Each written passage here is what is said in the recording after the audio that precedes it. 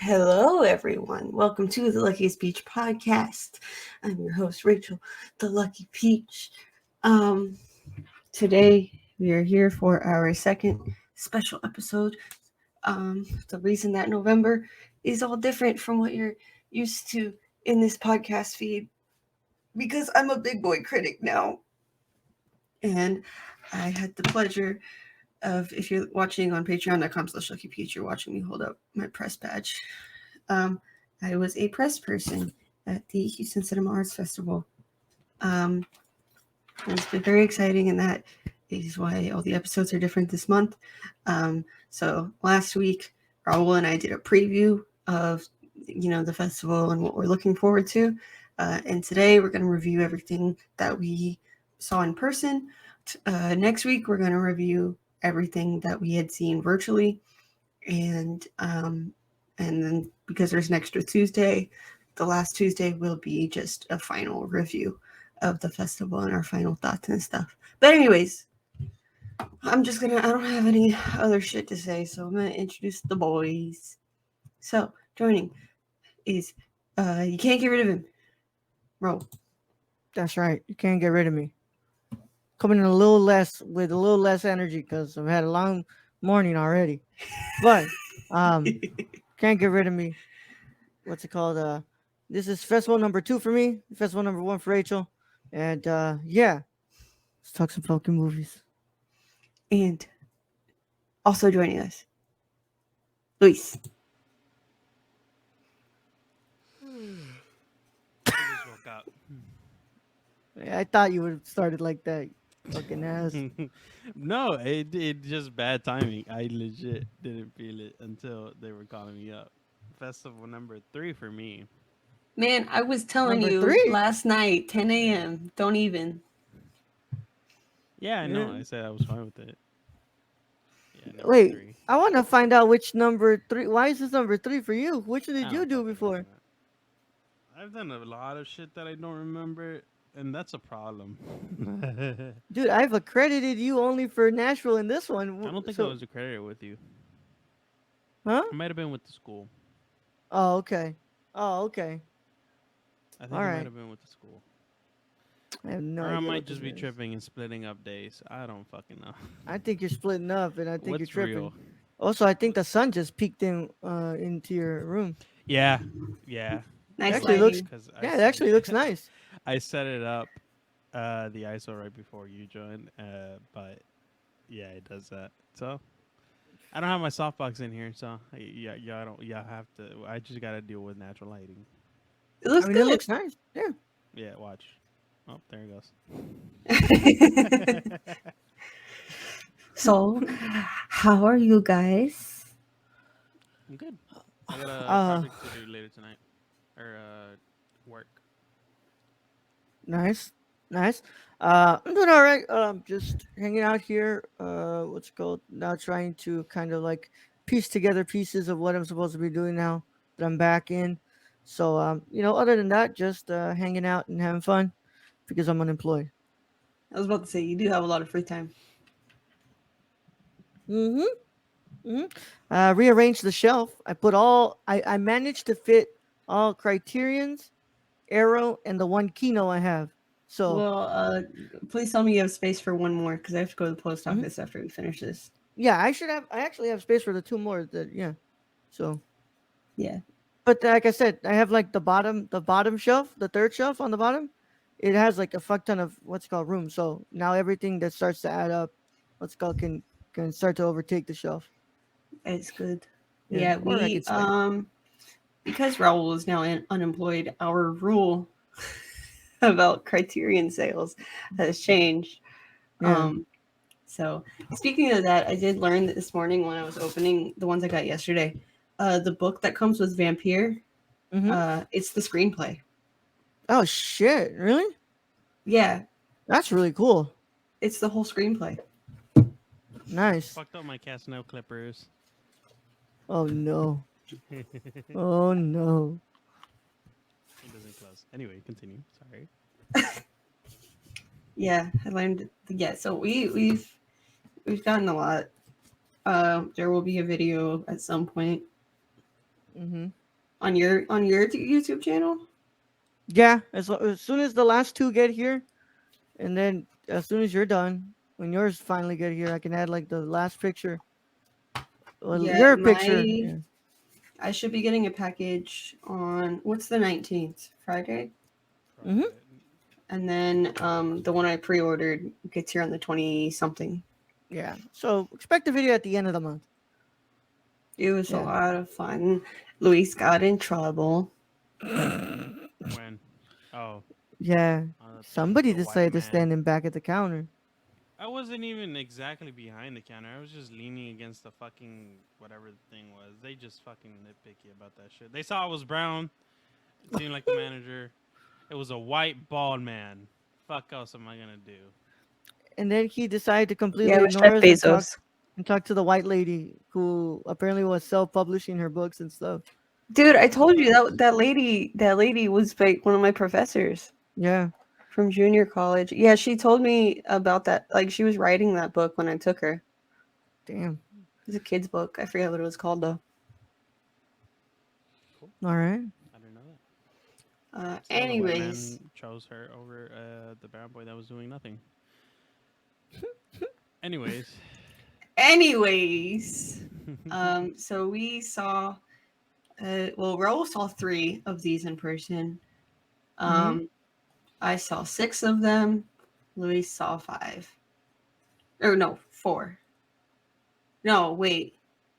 I don't fucking know how many you went to. I think I just saw 3. Oh, well. Anyways, but we're gonna review them in the order that we saw them, just because it makes it easier for the flow. So the first one was, opening night. It was your camera's about to turn off. It was the big exciting one. It was the one that we did have to pay for because of the limited space in the theater that we were in at the Museum of Fine Arts in Houston, and also because the director himself, Sean Baker, was there. He was Red Rocket. So it is the official release date for everyone else will be December 10th. That's when you guys can catch it in theaters. The runtime is 128 minutes. I'm not going to lie, you do feel every minute of that, but it's worth it. It's very good. Yeah, the film is like considered Simon Rex's comeback. I don't know where he went, but I guess he's been out of the public eye or some shit since Scary Movie franchise ended. I don't know. I think so. It's been a while. But yeah, they're considering this his comeback. This film is also I like Sean Baker in general. His films are a big deal because he does street casting and he casts people that like normal people who live in the city that he's shooting in. Is that why he's big? Well, he also makes good movies. Okay, I would imagine. I would imagine it was that too. I'm like, he's 50 years old. He's been in the industry long enough. I mean, sometimes it takes a long ass time to get your breakthrough. When was his breakthrough? I don't know. Let me search this up. I mean, the Florida Project is really, really like the big one that put him on the map, but Tangerine as well. Tangerine. Yeah, like I mean, even like Christoph Waltz, his breakthrough role is technically considered Inglourious Bastards, and he was already in his like 40s or 50s, and that was considered his biggest breakthrough. So like, it can happen at any point. Anyways, so yeah, so the because this film isn't out, there's very little information on Wikipedia, which is understandable, so it's not spoiled. So the one sentence, whatever the fuck you would call that, is the film stars Simon Rex as Mikey Saber, a washed-up porn star who returns to his small Texas hometown, even though no one there really wants him back. Yeah, I will warn you guys. Are we gonna? Yeah, I get. Do you want to make this a spoiler review or no?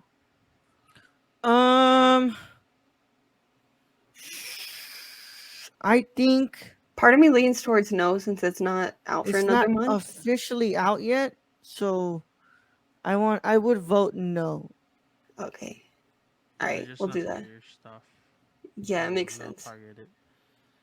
So yeah, the most, like the biggest, he does this with his other films. He'll hire one well-known actor, and then everyone else is not either, street cast. They've never really worked on anything before, or they're just not very well known in general. So you got Simon Rex, and then the rest of the cast is Brie Elrod, Susanna Son, Brenda Dice, Judy Hill, Marlon Lambert, Brittany Rodriguez, who we got to meet. She was very nice. Ethan Darbone, who we also met. Shi Ching Su, Parker Bigham, Brandy Curl, and Dustin Hart. Yeah. So the production notes say, like, Baker and his collaborator, when they got the idea for the Mikey Saber character, they got the idea while they were researching the adult film industry for Starlit, which came out in 2012, and they met a number of men who fit that archetype of a suitcase pimp. Baker already had Simon Rex in his mind years before they fully developed this, but he never introduced himself to him until like last year, and convinced him to send an audition tape. Yeah. Yeah. And then he actually drove here to Texas to avoid quarantine, because last year, if you flew, you had to quarantine for 2 weeks. Yeah. You forget to mention that this film was made because he couldn't film his other film, and this was basically... Yeah, he was working on another film, and he had to ditch it because of COVID. Yeah, so it says he drove... No. Simon Rex drove to Texas to avoid having to quarantine after a flight for filming. It began 3 days after he drove there. Yeah, Rex didn't tell his agent about the film until shooting was over, because Baker just told him to trust him. Yeah, and it says, Baker has devoted his career to tell stories that remove stigma and normalize lifestyles of sex workers throughout his films. His choice of Rex, who starred in solo masturbation videos for a gay porn company before establishing himself as a model. An actor and rapper. Is this actually like Rex's, like... Yeah. But that's... damn, I didn't know that. Yeah. It makes sense, but also... He looks the part. Yeah, he looks the part, not gonna lie. So yeah, this is in February of this year, A24 acquired the US distribution rights to it. It had its world premiere at Cannes, where it received a 5-minute standing ovation. What else? Oh, here we go. Okay. In conjunction with Travis Scott's Astroworld Festival and the Houston Cinema Arts Festival, a drive-in screening of Red Rocket was scheduled in Houston on November 8th, 2021, featuring appearances by Baker, the film's cast, and Scott. However, the aftermath of a mass casualty event at his concert Friday night, Scott canceled the remainder of the festival and refunded all tickets. Yeah, we already know that. Well, we know that, but maybe the audience. Oh yeah, the audience might not know that. So the Astroworld screener was supposed to happen at Astroworld, obviously days before, and because of the accident, the event, the festival was canceled, and they moved the screening to like a couple hours before ours. So I feel really bad for this man having to watch his whole movie back to back like that, because he was tired, dude. You think he actually watched it, or he just went around and walked around the museum, or went to go? I don't know. I feel like he went to go. He was at least there, so the energy of his movie back to back twice. That's true. As of now, on Rotten Tomatoes, it has an approval rating of 96%. Yeah. So far, it has won at the Deauville American Film Festival. It won the Prix du Jury in the Critics Award. At the Middleburg Film Festival, it won the Ensemble Spotlight Award. At the Mill Valley Film Festival, Simon Rex won the MVFF award, whatever the fuck that is. At Film Fest 919, Sean Baker and Chris Burgock won the Distinguished Screenwriter Award. And at the SCAD Savannah Film Festival, Simon Rex won the Spotlight Award. And it is pending nominations at the Gotham Awards. Anyways. We going to Batman? Shit, damn. No wonder it's Oh my god. No. Yes. No, because these awards have existed before Batman. No wonder it's his comeback movie, though. That's a lot of awards, even if I don't recognize any of them. Well, the man was a rapper after he finished off, making movies. Rex ended up getting into like a fucking music career, apparently. As Dirt Nasty. Yes, I've heard that name. I didn't know that was him, though. I had heard that name before, but I didn't know it was him. Yeah, me neither. I wouldn't actually recognize his name anyway, because I only know him. Oh, that's the guy from Scary Movie 3 to 5. Yeah, I recognize his face. Yeah, no, definitely. I need to pull up my letterbox. Yeah. Give me a second. But y'all go ahead, give y'all's thoughts. Luis, you want to go first, or you want me to go first? This shit, mad horny. It's a porn star movie, and I should have read the synopsis before, but I didn't put two and two together. And as I was watching it, I was like, "Oh, okay, cool." Not gonna lie, I am not like I enjoy Sean Baker's films. I really enjoyed Florida Project. It was a really good film. This one though, I didn't enjoy that much. Like I enjoyed certain comedic bits because it's like it gives me scary movie vibes, and like I laughed during his scenes. And it's not that Sean Baker's movie gave me scary movie vibes. It's Rex's performance choice during some scenes. So with that, I was just very much. I was like, all right, cool. Like Rachel mentioned earlier, you will feel every minute of this film, and I definitely did. And that kind of, I was tired by the end. Not gonna lie, I was so tired. And then, yeah, it's just, it's a solid, for me. Like I'm not gonna watch it again. Honestly, not gonna lie, not at all. Yeah. All right. You want me to go next, Rich, or you want to go? Yeah. Okay. I like the film. I think the film was good. I think that this is definitely my least favorite work from Baker. Having seen, Tangerine and the Florida Project, you still need to watch Starlet.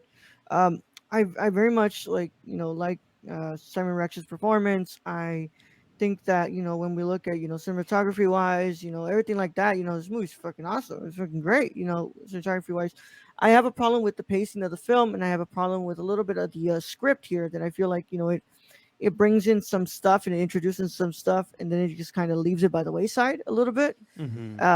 And also, it takes a little bit too much time for it to unravel. And by the time we're done with the second act, we're kind of really starting to see things kind of pick up. And but this is 100% unapologetically a fucking Sean Baker film. And it's him kind of coming more into his own and starting to experiment a little more, with how he shoots some stuff, which I really appreciated that. And either way, I think it's another win from Simon. I think it's another win from Sean Baker, and I can't wait to see what Simon Rex does next. And a lot of this cast is headed for some pretty damn good. What's it called? For some pretty damn good stuff. And Brittany Rodriguez for Best Newcomer at the Independent Spirit Awards. And he's not just saying that because he got your contact information. Yeah, not saying that just because you get the contact information, but yeah. Brittany Rodriguez for Best Newcomer at the Film Independent Spirit Awards 2022. I have a lot of the same feelings as Raúl. Like I said, you do feel every minute of this film. It does have a pacing issue. It takes a little bit too long to get to the next event, and by the time that like the real climax, well, I wouldn't say the real climax. I don't know if that was the climax. This one really awful event that would be considered a climax happens, you're like already kind of near the end of the film, and it progresses a little slowly. Yeah, what was I gonna say?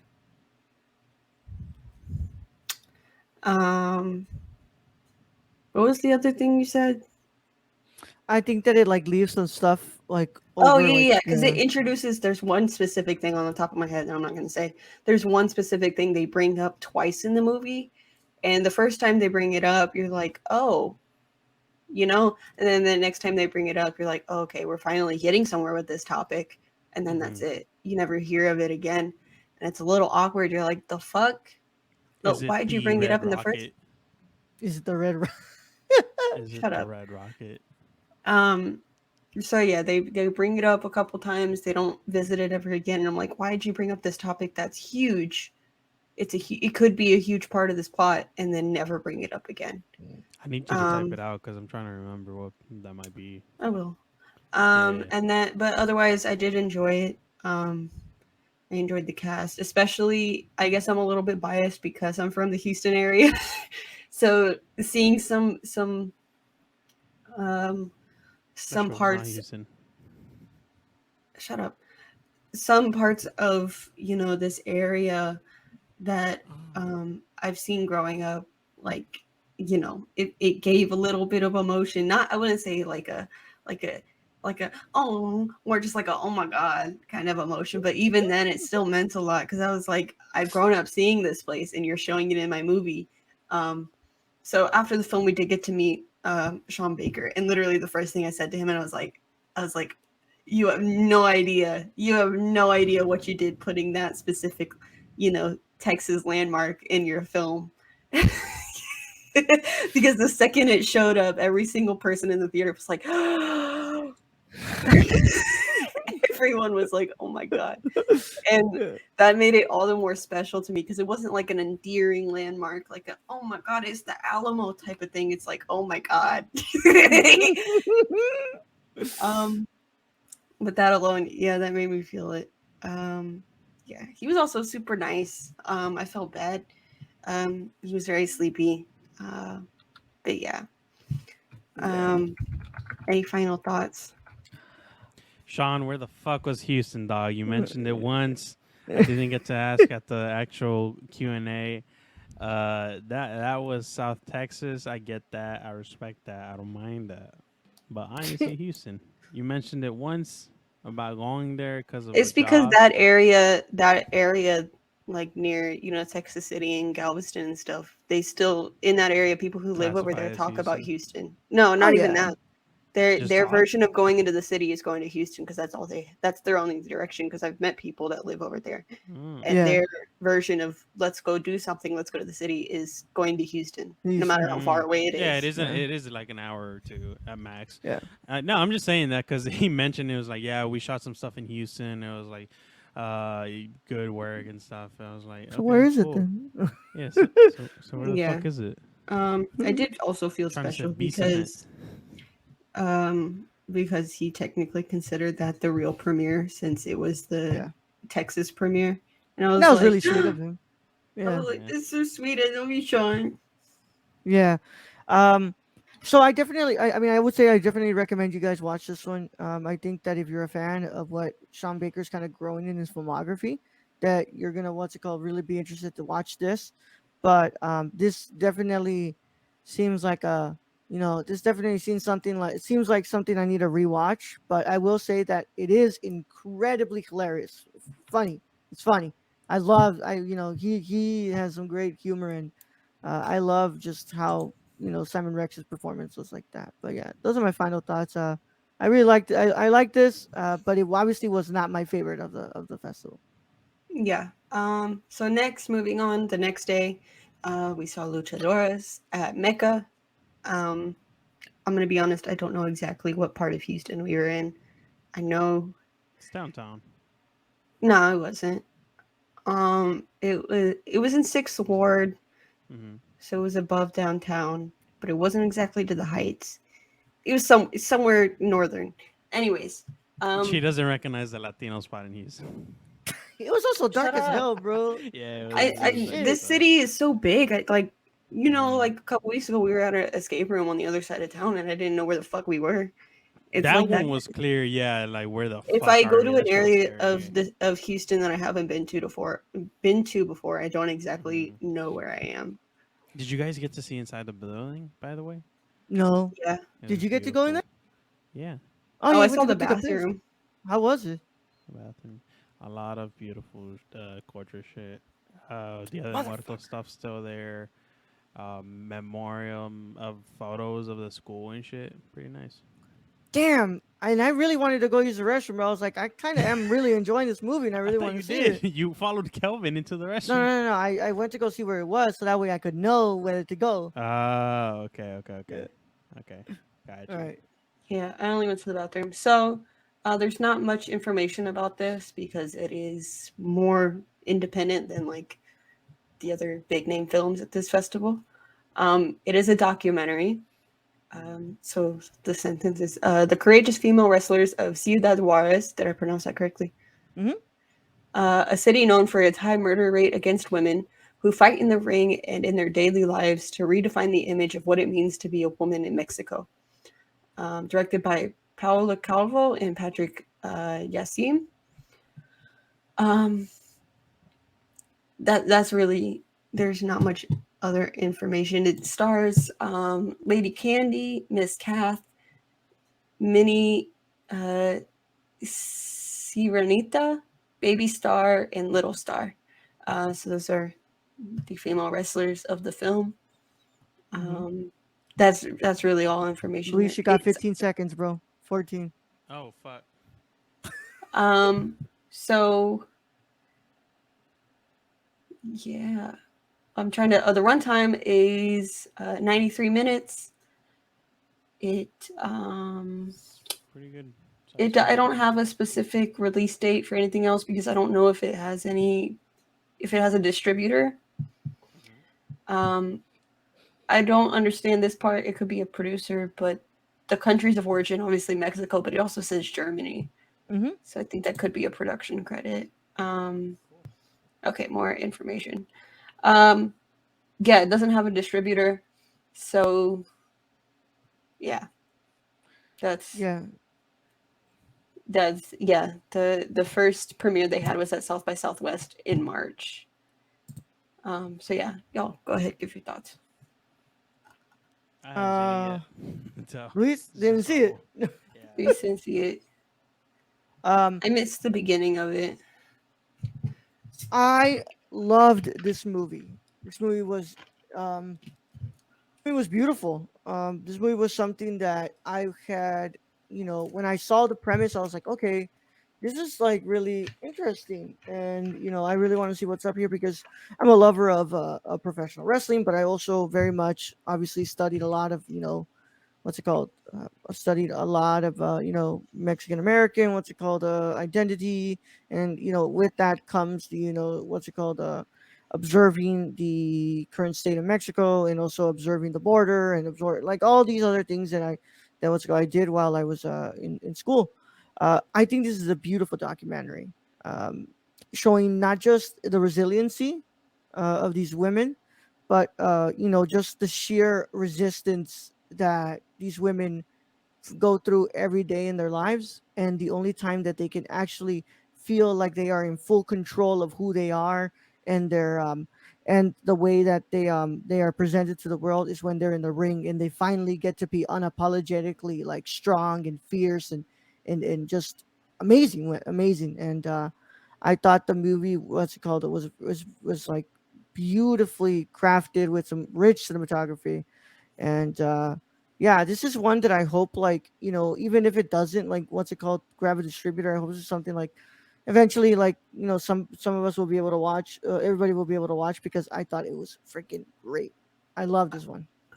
I know some streaming services. I know Amazon and Hulu sometimes have they don't get distributing rights, but they are able to have short films and documentaries from film festivals on their Hmm. services. Like they'll pay to have them on there. I've seen them do that in the past, so I'm hoping that if they do it this year, this is one of the ones they grab. Um, so yeah, this film was this like starting this movie. I didn't know it was a documentary because it's so beautifully shot. You think it's a narrative at points. Mhm. So it so perfectly conveys what's really going on because you're like you kind of get the story, but it is a documentary. Like these are real people talking about their struggles and you know trying to be strong. You know, in a city that's not really helping women at all. The cinematography is beautiful. If you look up the poster, the scene with that shot in general, Oh, like, was fucking amazing. I was like, holy shit, like, bro.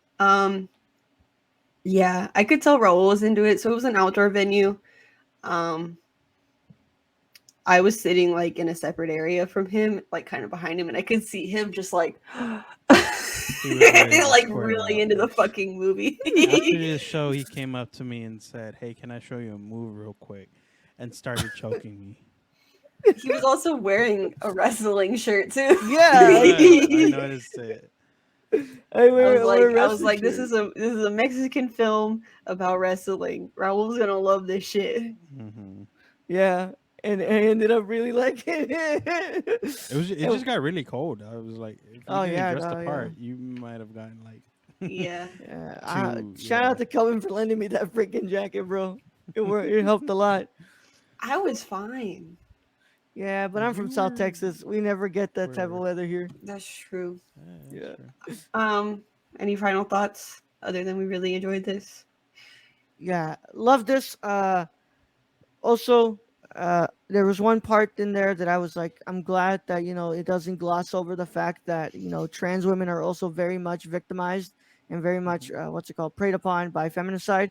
So I'm glad that that was something that was brought up, and I had not seen that in a film from Mexico in a while. So this was, that was great, and yeah, uh, this was so definitely a German and Mexican co-production because when we were standing outside, when we were done, there was a group of guys just talking German with each other. Oh, I had no Ah, idea. Yep, they were talking German. was it? Is it weird that I feel like I was overhearing the conversation? I was like, yeah, yeah, okay. I was just agreeing with them. I had no German intellect, I mean, what else are and you gonna do? somehow Yeah, that taught yeah. me. Oh man, That's but great yeah. Anyways, though. so moving on, the next film that Raul and I saw was Come On, Come On, directed by Mike Mills, who also directed 20th Century Women. That was also distributed by A24. I love Um, A24. and 20th Century Women was actually nominated for Best Original Screenplay. The I guess Mm. 2017 or 20. I mean, it was released in 2016, so I guess it's 2017 Academy Awards.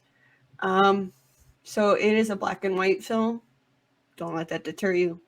Um, the premise is a radio journalist left to take care of his precocious young nephew forges an unexpected bond over a cross country trip.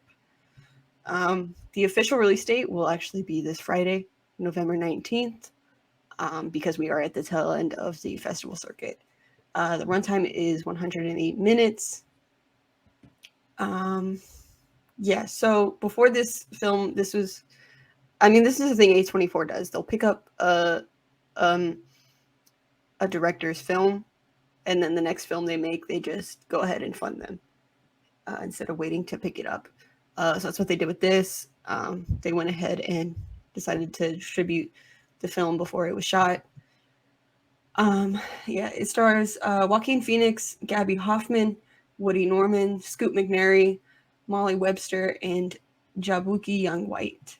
Um, yeah, on Rotten Tomatoes, it holds an approval rating of 91%. And that's all the information we have. So, if Raul, if you want to go ahead.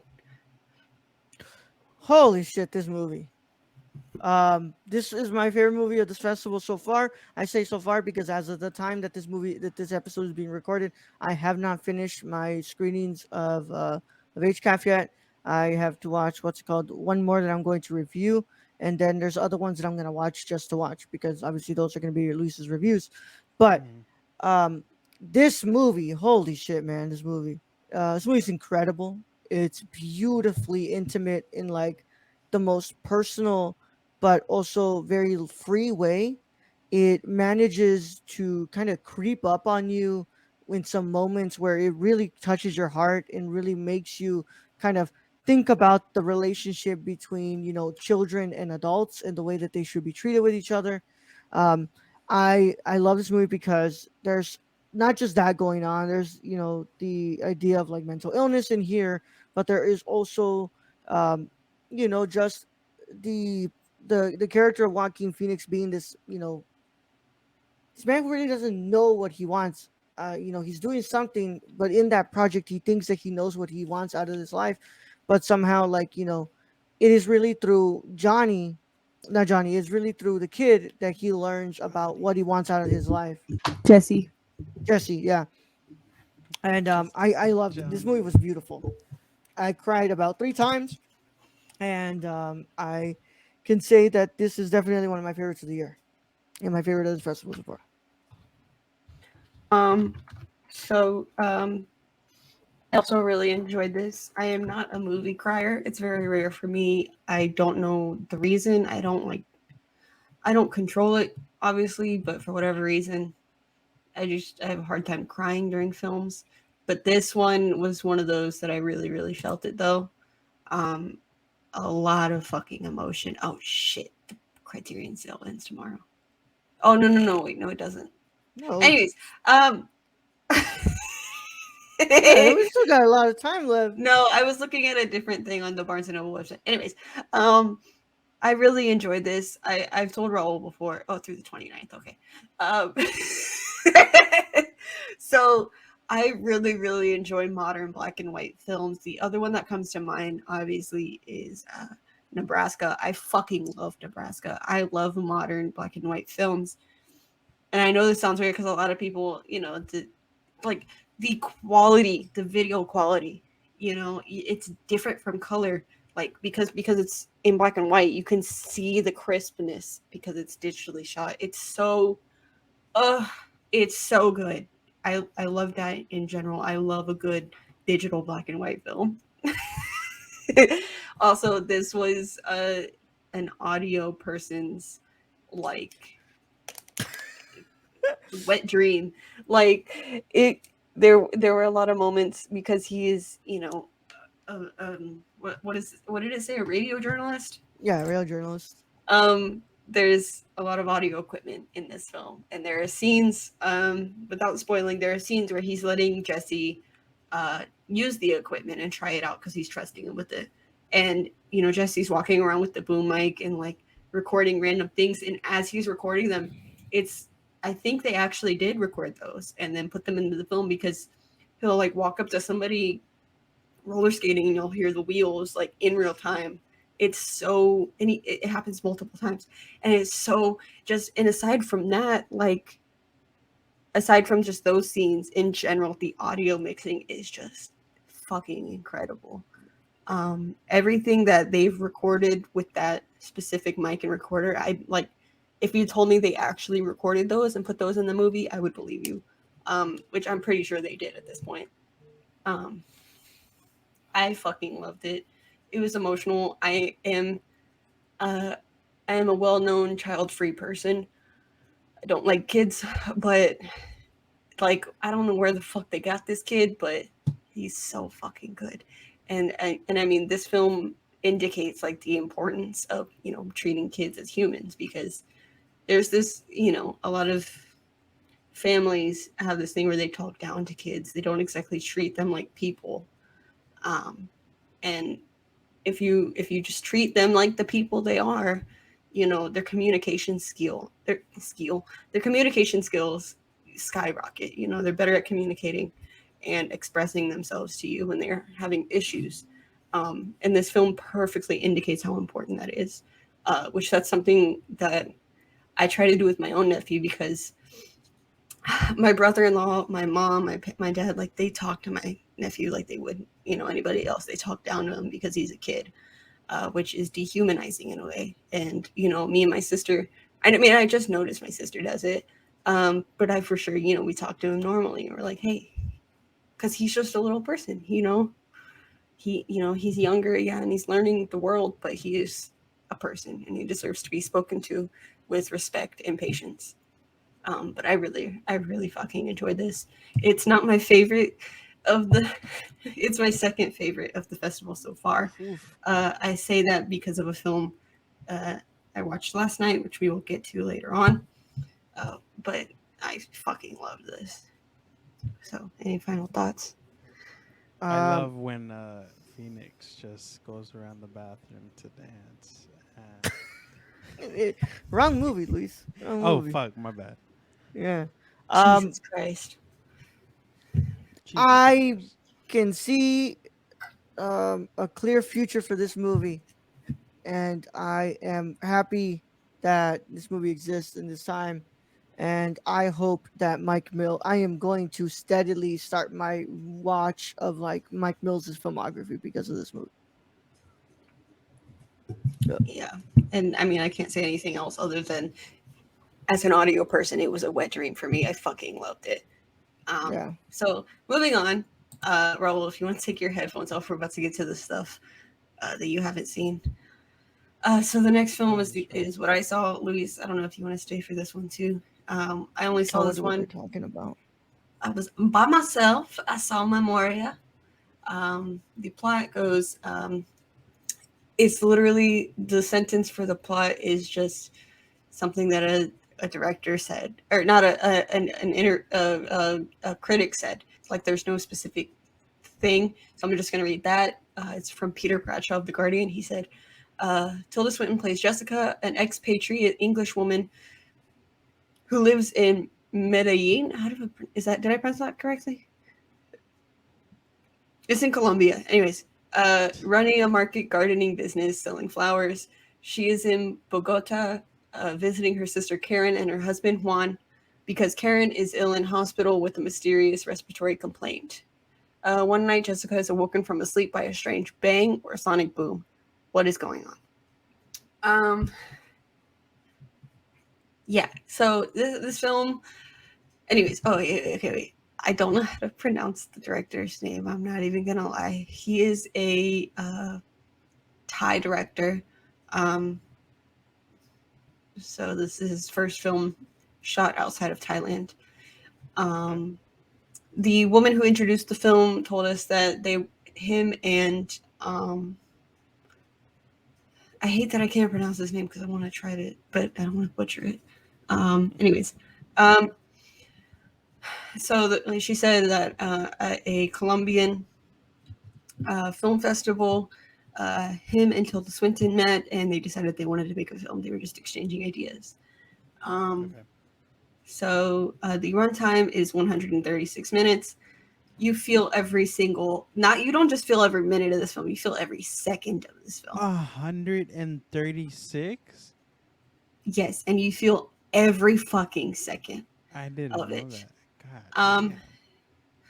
Yeah, so it stars Tilda Swinton, Elkin Diaz, Jean Balibar, Juan Pablo Urego, and Daniel Jimenez Cacho. Yeah. Neon has the distribution rights. The release date for theaters is December 26th of this year. It won the jury prize at Cannes and the Gold Hugo at the Chicago International Film Festival. It has an approval score of 91% on Rotten Tomatoes. So y'all are probably going to hate my review because I did not like this movie. It was selected as the Colombian entry for Best International Feature at the Academy Awards for next year. Why'd you put quotation marks? I didn't. Oh, you didn't? I saw your hand No. go up and I was like... I was just like, Yeah. anyways, so I didn't enjoy this film. A lot of the people who were there really like this filmmaker's style. His style is very slow paced, like purposely slow paced, where you're supposed to feel every second of it, but that's not my kind of pacing. that kind of pacing stresses me out. And with the plot of this film, it makes sense, but I just was not feeling it. It is a lot of stationary shots that where the camera just sits in one place for like anywhere from like 30 seconds to like 10 minutes, probably more. And everything's playing out in front of it, which is respectable. But it's the kind of feeling of like, is it going to fucking cut? Is it going to, when's the next scene going to happen? And everyone else that I spoke to at the theater was like, yeah, I was just anticipating the next shot. And I was like, I was dying waiting for the next shot. It's not a horrible movie. It's just not my thing. Because it also, you know, the characters as well move very slowly and talk very slowly, the way that like Tilda Swinton does. It's a very Tilda Swinton movie. And I love her. I think she's a fantastic actor, but I just was not feeling this movie. I was not feeling a movie that is paced the same way that she is. I wasn't having it. I did give it a favorable score because I respect it. Once I sat with it and, you know, really thought about the plot, I was like, the plot is fantastic. The execution is where I'm not having it. So yeah, it is kind of confusing. I didn't fully understand it even. I still don't, but I understood it a little better after speaking to some people at the theater. Yeah, I don't know. I feel indifferent, I guess, about this film. It is beautiful, but it's just not my thing because the ending specifically, without spoiling, it's one of those things where you're like, it's still going. You know, like you're waiting and you think it's the last shot, and then it cuts again to another shot, and you're like, oh. Oh no, I don't like that. Yeah, it does that multiple times before it finally ends, and I was like, I'm not having this. Yeah. But those are my think I'd have thoughts. been go. Those are my thoughts on Memoria. I believe it's on our virtual festival. So if these two, is it? Let me make sure. If it is, if these two watch it before we record next week, you know, we can get their reviews. Yeah. I'm not sure if it is. I don't know. We just found out that stuff expires today, which I'm pissed off about. Should we let Raúl in and just like talk very softly about the film? He Like, hasn't seen it. But you're not talking plot though, or like spoilers, are you? No. But like he doesn't want to hear anything about it. Oh, doesn't? Oh. I've had the I've talked to him about it before. He doesn't want to hear any of the aspect stuff about it either. He wants to experience that stuff for himself. That's new. All right.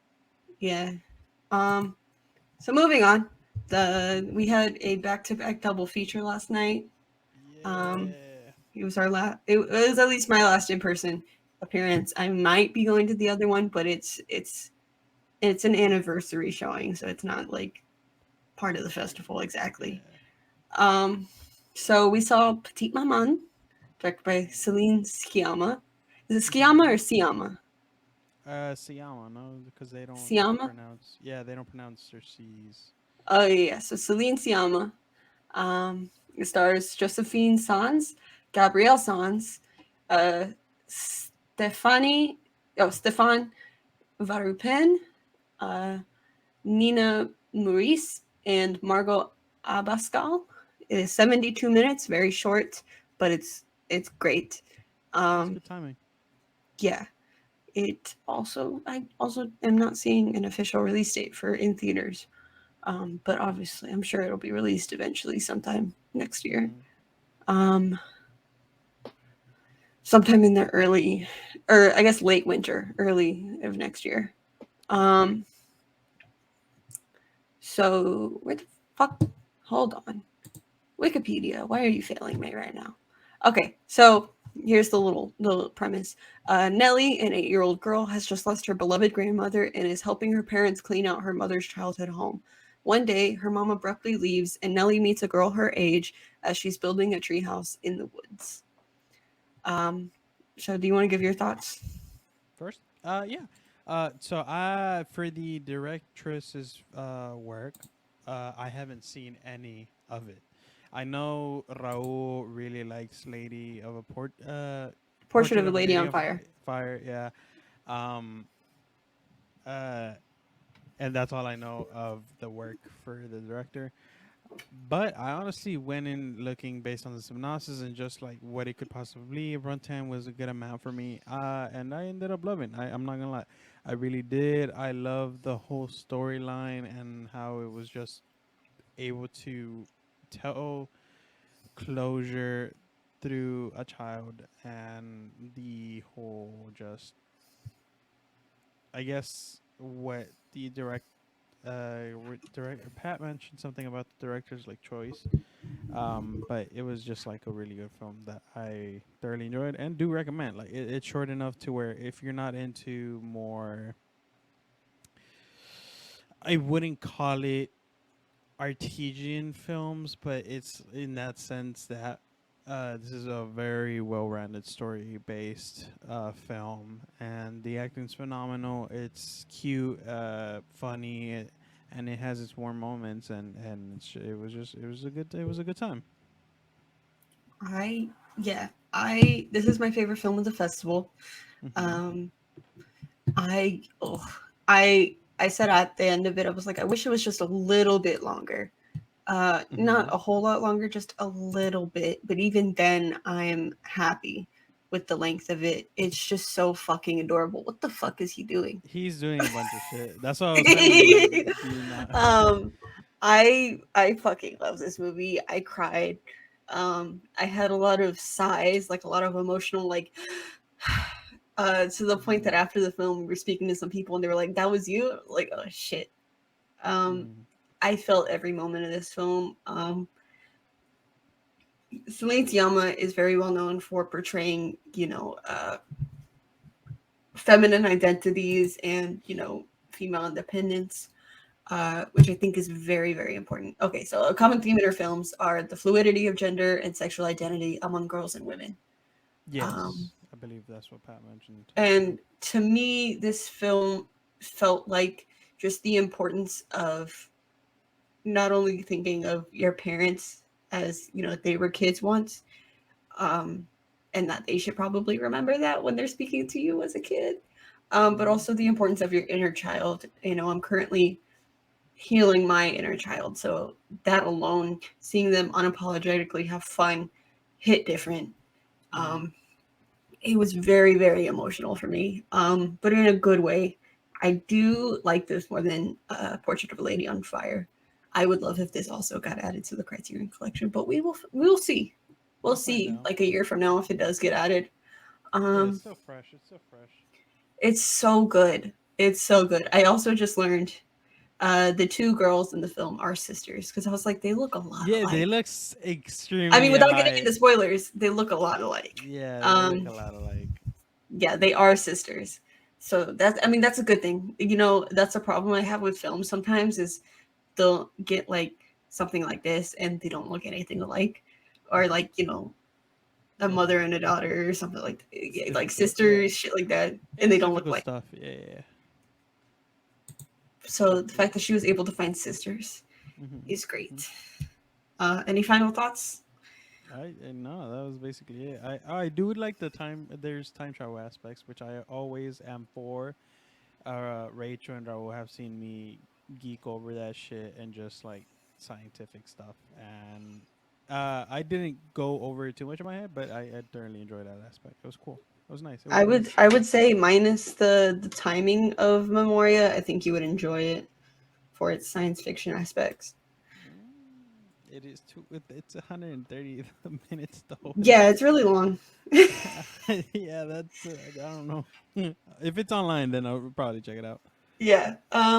So finally, the last film we saw in person was The Humans, written and directed by Stephen Karam. Karam. They, I think so. He This is based on a play, a one-act play of the same name, also written by him. So this is his directorial debut. I really like when the creators of a story work on, the adaptation of it. I will Yeah. say in the last couple of years, those instances have sucked. Um, i.e., Dear Evan Hansen, but I never went to this see one it. is really fucking good. Um, So it currently sits at 108 minutes. The theatrical release is November 24th, so next week. But it will also be available on Showtime because A24 does have a collaboration with Showtime. Yeah, I also can't find a sentence about it. Okay, here we go. So, the premise. Eric Blake gathers 3 generations of his Pennsylvania family to celebrate Thanksgiving at his daughter's apartment in Lower Manhattan. As darkness falls and eerie things go bump in the night, the group's deepest fears are laid bare. It stars Beanie Feldstein, Richard Jenkins, Jane Howdyshell, who was in the original production on Broadway, Amy Schumer, Stephen Yeun, and June Squibb. I will say I was not sure about Amy Schumer when it first started, but this film actually made me wish she was a better comedian because she was great in this movie. Anyways, what are your thoughts? I really enjoyed this one. I was expecting on my last film festival that I went to go see this, but it was only in person, which kind of sucked. But now getting the chance, once I saw that it was going to be actually playing here, I was like, yeah, I'm definitely going. I think you were the one that told me that there was going to be a screening. I just remember seeing one. Sadly, I did have to miss another film that I wanted, kind of was interested in. But overall, this film was just. I think this one might be my favorite one of what I've seen, but I've only seen 3, so that kind of narrows it down. All the actors and actresses in this film really just went all out, and dude, there was points where I legit got scared because there are some fear factors in this film, and it's way better than what I guess scary movie or what's marketed as a scary movie does to me. But this shit got to me. Like I legit jumped and I was expecting to get scared, and not just like expecting a jump scare, but like legit fear, just uncomfortability and stuff that comes from it. And yeah, everyone played off of each other like fucking phenomenally, and the ending, span fucking tacular, mate. Yeah, so this movie does play off of like, I think it's more scary because it plays off of like very real fears, nothing irrational. Yeah. Because the story is set, on Thanksgiving, and over the course of a few hours, they're together for Thanksgiving or whatever. And the thing about Thanksgiving is, like, in general, it feels like that holiday specifically plays off of your fears, because you're with a lot of family and there's a lot of drama, you're gossiping about other things, but you're also, by the end of the night, you're screaming at each other because you don't, a lot of times you don't come together with all your family like that. Sadly, I don't know if I relate to that one, but oh, I do. Yeah, no, I really felt this because I related to it a lot. yeah. I felt everything in it. It's very, very tense. This movie perfectly portrayed why I choose not to celebrate family-oriented holidays. Yeah. Because they all feel like this for me, exactly like this. But that being said, it's very beautifully shot, very beautifully written. Incredible. The acting is fantastic. Yeah, like I said, if it makes me wish that Amy Schumer wasn't such a piece of shit and that she actually was a good comedian, because she was great in this. There were a couple of jokes she made near the beginning that was like, ugh. But otherwise, I thought she was good in this. Yeah. I thought this was really good. I think this is my 3rd favorite of the festival. I don't know, but they nailed it. Not to mention that they didn't get supposedly, from what I caught at the end of the film, is something that is important to mention. I feel like is because the actors didn't receive payment for this, or supposedly didn't receive payment. Yeah, that too. Yeah, these are big actors. Like, they're well known. I recognize at least all of them in one film. And that's yeah. Once I learned that, I forgot to do more research on it, but you're right. It did say that people involved in this film didn't receive payment, which is insane. Which, when you're watching the film, you can see how that happened because they're very conservative with props. Which I don't know how the actual stage play is with props, but they are conservative with the props in this Mhm. film, so it was probably like we don't have much funding. What was the budget? Yeah. Oh, it doesn't say. Nice. Um, uh, so you know, people aren't getting paid. Which is very indicative of a low budget. Uh, so Film. Mhm. so yeah, they're very very. I wouldn't say stingy because stingy is like a negative tone, but like you know, Yeah. they're very conservative with the props and the food. It flows very easily. It looked like they could have easily shot it in a couple of days. Yeah, It that's does not very true. say how long it took to shoot. It just says it happened in September of 19. But the way that it goes through, you can tell, which just makes it even more respectable because these are very, you know, you have Richard Jenkins in there. And Mhm. I don't know if Beanie Feldstein has been nominated, but Richard Jenkins obviously has been nominated for Academy Awards. He's very fucking well known. He's been in the industry for over Oh, 40 years. he's an old dude. Yeah, he's fantastic. He carried this movie. I mean, everyone in this movie was fantastic, but he carried this. I could see him easily being nominated for this, Oh, which he should win for it since he didn't win for Shape of Water. oh, Um, he's in it. Okay. he's the old guy. I haven't seen it. Oh yeah. Yeah, Yeah, and then Steven Yeun is great. of course. Everyone is great. Beanie, everyone, she just kills it no matter what. Um, so yeah, I think that's it. Yeah. Raul, Bye, Raul, Candy Ears. Look at his Raul, phone. boy, What? you can come back. You can come back. You can come back. Hello, you can come back. Welcome back. That was a lot of time without the headphones on. A lot of time Yeah. that I was making up context in my head of what was being said. Oh my god. Well, we had 3 movies to talk about, so Yeah, Rachel told me you didn't want any, like, even if it's not spoilers, you just didn't want to hear about the films. yeah, I he don't want doesn't to like hear to hear about about them. the technical stuff. Yeah, he wants to experience it himself. That's right. Hop off my dick, Luis. Yeah. Damn. I learned that I don't know what movie it was I saw over the summer, and I started doing that. He's like, no, no, no, no, no. Oh, It old. Yo, it was was old. old. Yeah, it was old. Yeah. I was like, let me Um, experience this garbage fire for myself. Eh. um, yeah, it was one of those. I learned that after old, so that's why I made this rule. Um, so next week we will. I don't know if it'll just be me or if the boys will be back, but we'll be reviewing everything that we watched uh, virtually. Virtual. Yeah. Uh, I'm not sure. I think a couple of these films are available virtually. So if they watch them before we record next week, they will give their thoughts. Um, yeah. So, Luis, where can people find you? They can find me anywhere on any podcast site that you use, Spotify, Apple Pod, Google Pod, whatever you use. And you can listen to my podcast that is called "It'll Quiet Down," and it just deals about life. And yeah, it's just a fun time with guests that I have on every week, and just talk about random stuff, life, and we give advice.